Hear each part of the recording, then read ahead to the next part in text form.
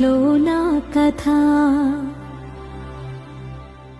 అంతేనేమో అంతేనేమో అంతులేని వేదనేమో ఆడపిల్లను కదా.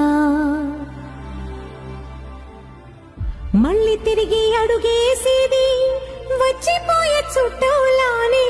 నేను పుట్టి పెరిగిన ఊరికి ఇంకా పైన పొరుగుదాన్ని. కట్టదాటి గంగ నేడు కంట పొంగెనే.